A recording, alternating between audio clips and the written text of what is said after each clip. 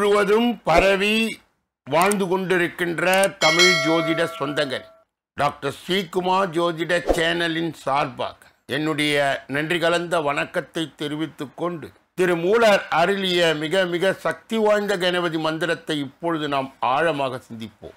கணபதி என்றிட வல் வினை ஒடுங்கும் கணபதி, என்றிட காலனும் கைத்தொள்வான் கணபதி, என்றிட கர்மமே ஆதலால் கணபதி, என்றிட கவலைகள் தீருமே.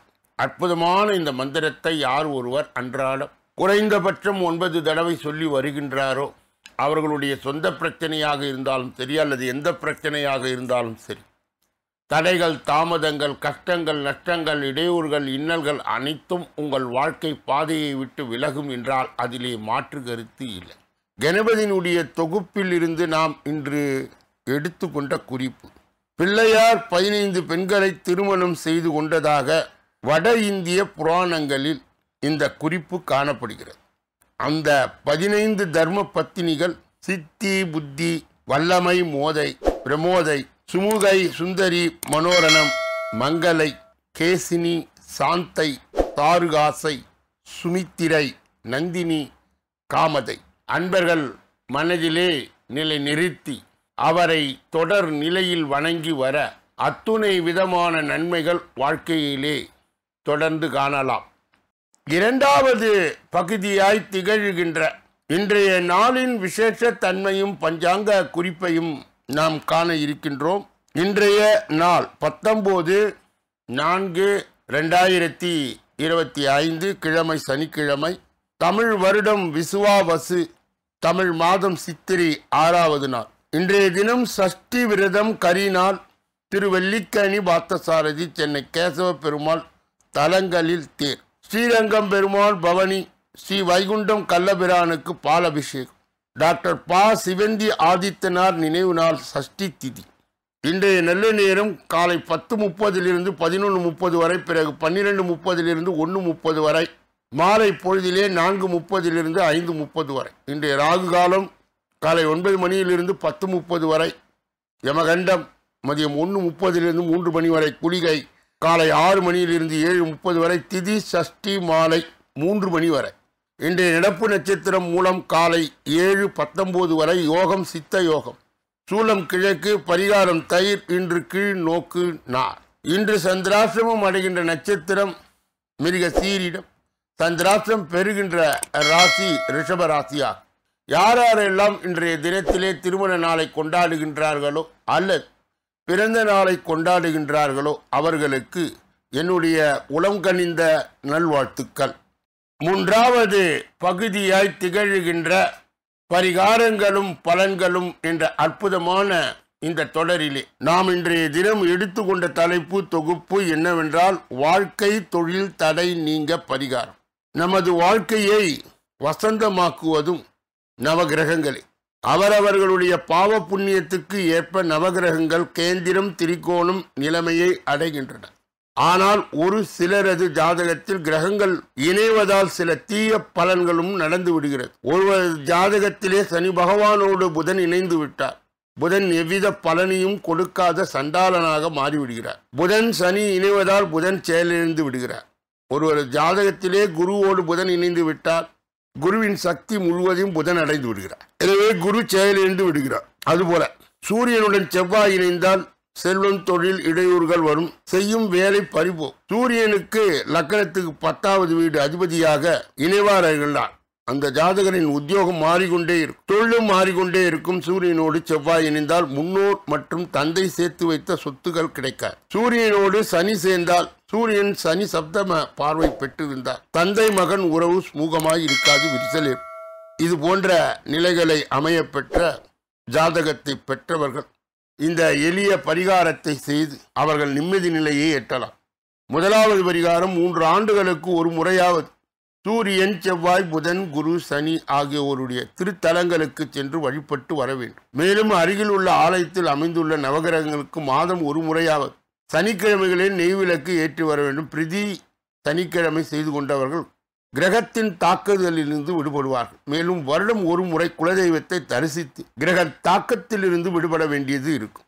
குலதெய்வ அருளால் கிரகங்களின் இணைவு காரணமாக ஏற்பட்ட தோஷம் மாறும்.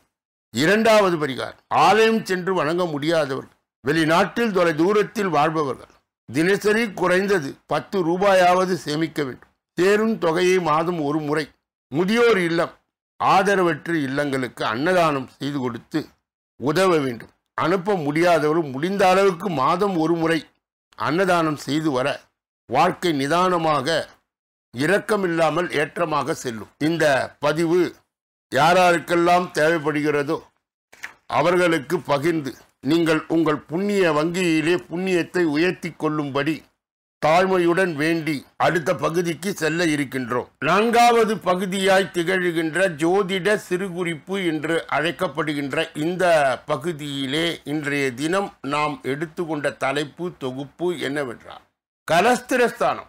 7வது ஸ்தானம் கணவன் மனைவியை பற்றி தெரிவிக்கின்ற ஸ்தானம், திருமணம் செய்கின்ற அமைப்பை பற்றி சொல்லுகின்ற ஸ்தானம். இதிலே திருமணங்கள் எப்படியெல்லாம் தடைபடுகிறது என்பதை இன்றைய தினம் நாம் விரிவாகவும் விளக்கமாகவும் பார்க்க இருக்கின்றோம். ஒருவருக்கு திருமணம் ஆகவில்லை, கால தாமதமாக மாறி வருகிறது, வயதாகியும் திருமணம் நடக்கவில்லை என்றார் அவர்களுக்கு செவ்வாய் தோஷம், நாகதோஷம், கலஸ்திர தோஷம், மாங்கல்ய தோஷம், சுக்கிர தோஷம், கலஸ்திர ஸ்தானாதிபதி தோஷம், இப்படி ஏதாவது ஒன்று இருந்து அவருடைய ஜாதகத்திலே திருமண தடைகளை உண்டாக்கும். நாகதோஷம் என்பது லக்னத்திலே ராகு கேது நிற்க, 2வது வீட்டிலும் ராகு கேது நிற்க, 7வது வீட்டில் ராகு கேது நிற்க, 12வது வீட்டிலே ராகு கேது நிற்க திருமணம் தடை பெறும். கலஸ்திர தோஷம் 7ல் அசுபர்கள் நிற்பது, 7ஆம் அதிபர் 6, 8, 12 மறைவு பெறுவது, 7ஆம் அதிபரும் 6ஆம் அதிபரும் சுக்கிரனோடு கூடியிருப்பது, 5ஆம் அதிபரும் 7ஆம் அதிபரும் பரிவர்த்தனை பெற்று இருப்பது, 7ஆம் அதிபர் அம்சத்திலே நீச்சம் பெறுவது, 2ல் தீயவர் நிற்பது, தீயவருடைய பார்வையை பெறுவது, 6ஆம் அதிபர் 8ஆம் அதிபர் ஒருவரை ஒருவர் பார்த்து கொள்வது, 12லே தீயவர்கள் நிற்பது திருமண தடை உண்டாக்கும். திருமணம் காலதாமதமாய் நடக்கின்ற அமைப்பை உருவாக்கும். 5வது பகுதியாய் திகழ்கின்ற கோச்சார சிறுகுறிப்பு என்று அழைக்கப்படுகின்ற இந்த பகுதியிலே நாம் இன்றைய தினம் எடுத்துக்கொண்ட தலைப்பு தொகுப்பு என்னவென்றால், மே 7ஆம் தேதி மேஷத்திலே புத ஆதித்யாய யோகத்தை உருவாக்கும். இதனால் 5 ராசிக்காரர்களுக்கு எப்படி இருக்கும் என்பதே இன்றைய பதிவு. மே 7ஆம் தேதி புதன் மேஷ ராசியில் நுழையும் போது அது இங்குள்ள சூரியனுடன் இணைவதால் புத ஆதித்யாய யோகமாய் மாறும். புத ஆதித்யாய யோகம் புதனும் சூரியனும் சேர்க்கை பெறுகின்ற யோகம். இதனால் சுமார் 5 ராசிக்காரர்களுடைய தலைவிதி மாறும். யார் யாரெல்லாம் அந்த 5 ராசிக்காரர்கள் என்பதை இந்த பதிவிலே நாம் தெரிந்து கொள்ளலாம். ஜோதிடத்தில் புதன் கிரகத்தை இளவரசன் என்றும் சூரியனுடைய கிரகத்தை ராஜா என்றும் அழைக்கப்படுகிறது. மே 7ஆம் தேதி புதன்கிழமை அதிகாலை 4:13 மணிக்கு புதன் மேஷராசியிலே நுழைவார். புதன் மேஷராசியில் நுழைந்தவுடனே அங்கே ஏற்கனவே இருக்கின்ற சூரியனோடு ஒரு தொடர்பை ஏற்படுத்துவார். சூரியனும் புதனும் இணைந்து புத ஆதித்யாய யோகம் உருவாகும்.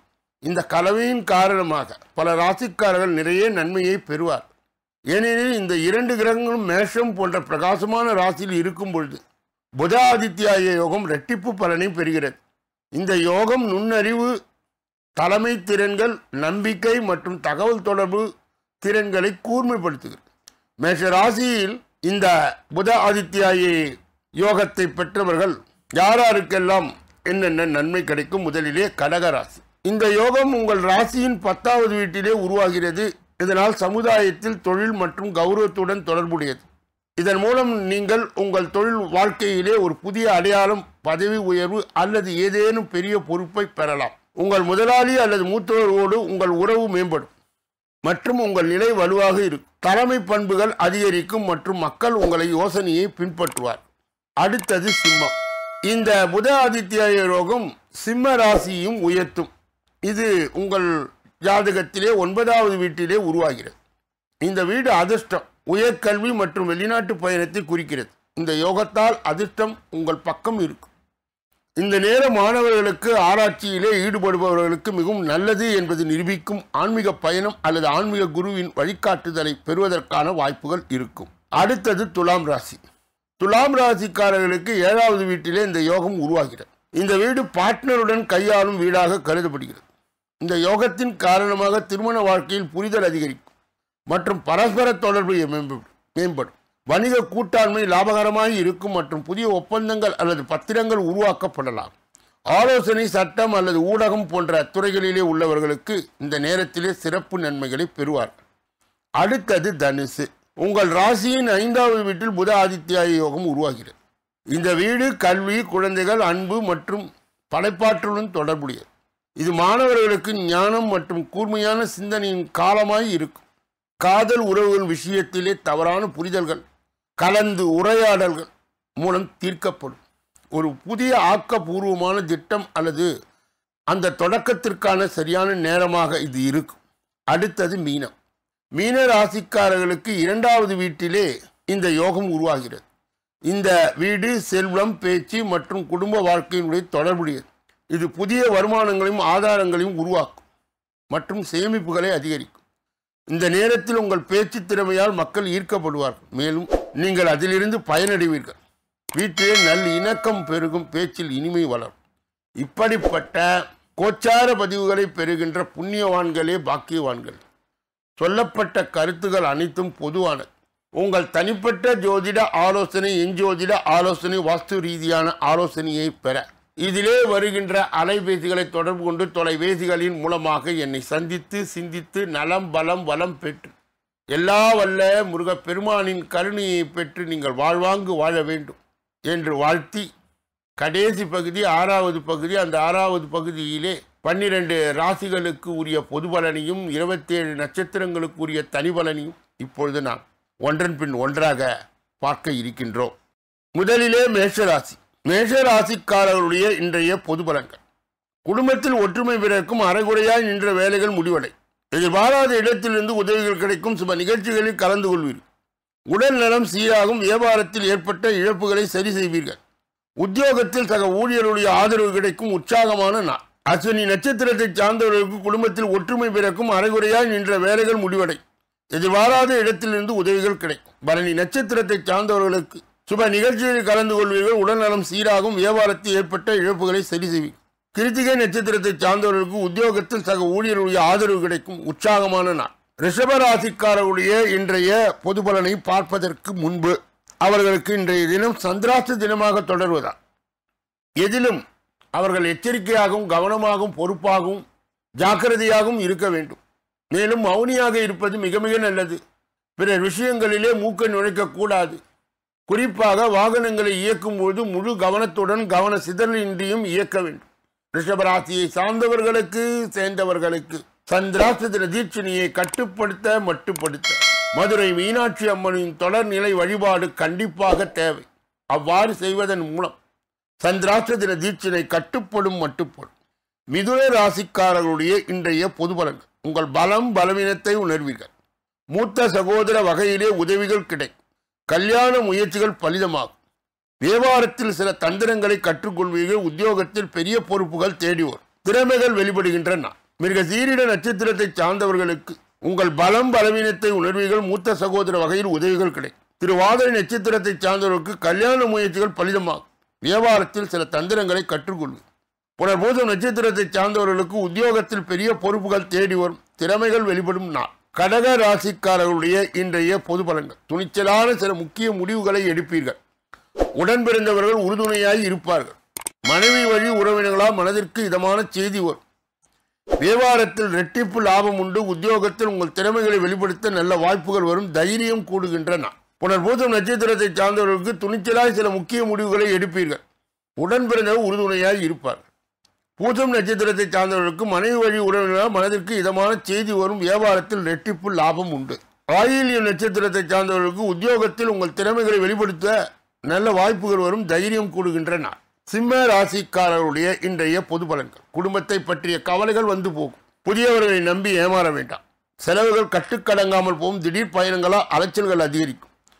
நண்பர்களால் பிரச்சனை வரக்கூடும். வியாபாரத்தில் பாக்கிகளை போராடி வசூலிப்பீர்கள். உத்தியோகத்தில் சோர்வு வந்து நீங்கும். தடைகளை தாண்டி முன்னேறுகின்றன. மகம் நட்சத்திரத்தை சார்ந்தவர்களுக்கு குடும்பத்தை பற்றிய கவலைகள் வந்து போகும். புதியவர்களை நம்பி ஏமாற வேண்டாம். செலவுகள் கட்டுக்கடங்காமல் போகும். பூரம் நட்சத்திரத்தை சார்ந்தவர்கள் திடீர் பயணங்களால் அலைச்சல் அதிகரிக்கும். நண்பர்களால் பிரச்சனை வரக்கூடும். வியாபாரத்தில் பாக்கிகளை போராடி வசூலிப்பீர்கள்.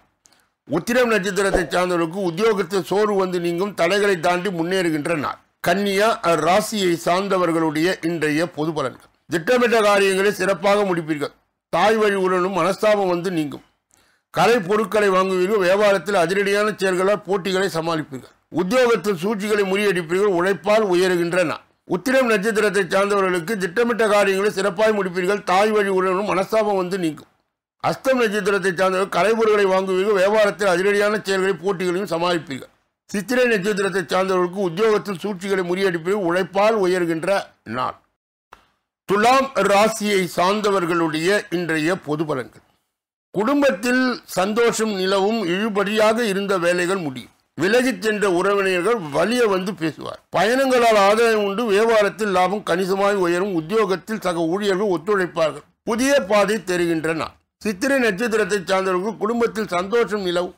இழுபறியாக இருந்த வேலைகள் முடியும். சுவாதி நட்சத்திரத்தை சார்ந்தவர்கள் விலகிச் சென்ற உறவினர்கள் வலிய வந்து பேசுவார்கள். பயணங்களால் ஆதாயம் உண்டு. வியாபாரத்தில் லாபம் கணிசமாய் உயரும். விசாக நட்சத்திரத்தை சார்ந்தவர்களுக்கு உத்தியோகத்தில் சக ஊழியர்கள் ஒத்துழைப்பார்கள். புதிய பாதை தெரிகின்றன. விருச்சிக ராசிக்காரர்களுடைய இன்றைய பொது பலன். எதையும் தாங்கும் மனோபலனும் கிடைக்கும்.